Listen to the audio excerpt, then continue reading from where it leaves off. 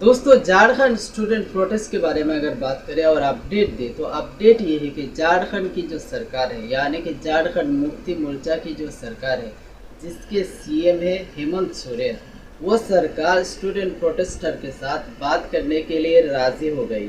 Student protester के जो demand है उसके ऊपर बातचीत करने के लिए, डिस्कशन करने के लिए सरकार राज़ी हो गई है। देखते हैं आगे होता क्या।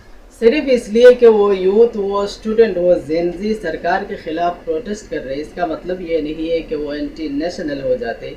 ये आरएसएस चीफ मोहन भागवत ने कहा है। उनको जवाब देते हुए कॉकरोच जनता पार्टी सीजेपी के चीफ अभिजीत दीपके ने कहा, ये बात आपको बीजेपी को समझाना चाहिए और बीजेपी के लोगों को समझाना चाहिए। वेस्ट बंगाल में टीएमसी सरकार के हारने के बाद यानी कि टीएमसी पार्टी के हारने के बाद टीएमसी के लीडर के ऊपर, नेताओं के ऊपर, एमपी के ऊपर, एमएलएस के ऊपर दूसरी पार्टीज के लोग अंडे मार रहे थे, अंडे फेंक रहे थे। ये खबर आपने देखा होगा। उनमें से एक केस है महुआ मोइत्रा, जो टीएमसी के एक एमपी है। वो इसके खिलाफ फूट गई है कि मेरे साथ ये अन्याय हुआ है, मेरे को इंसाफ चाहिए, मेरे को जस्टिस चाहिए। लेकिन जस्टिस यानी कि जज क्या कह रहे? जज कह रहे कि आप एक एमपी हो, आप एक पॉलिटिकल पर्सन हो, आप ये बर्दाश्त नहीं कर सकते कि लोग आपको अंडा मार रहे हैं। लोगों ने आज़ादी के वक्त गोलियां खाई है।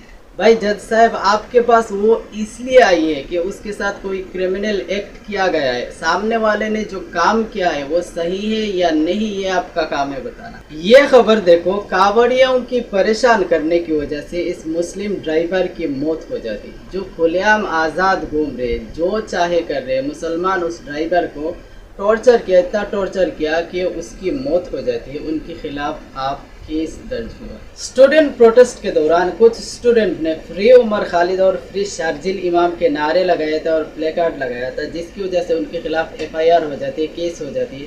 अब उनको बेल नहीं मिल रही। उनका क्राइम क्या है कि उन्होंने ये नारा लगाया कि फ्री उमर खालिद और फ्री शारजिल इमाम। ये क्राइम किस हिसाब से क्राइम है? और उमर खालिद और शारजिल इमाम के खिलाफ भी अभी तक कोई क्राइम साबित नहीं हुआ है। तो ये नारा लगाने की वजह से कोई क्रिमिनल कैसे बन सकता है?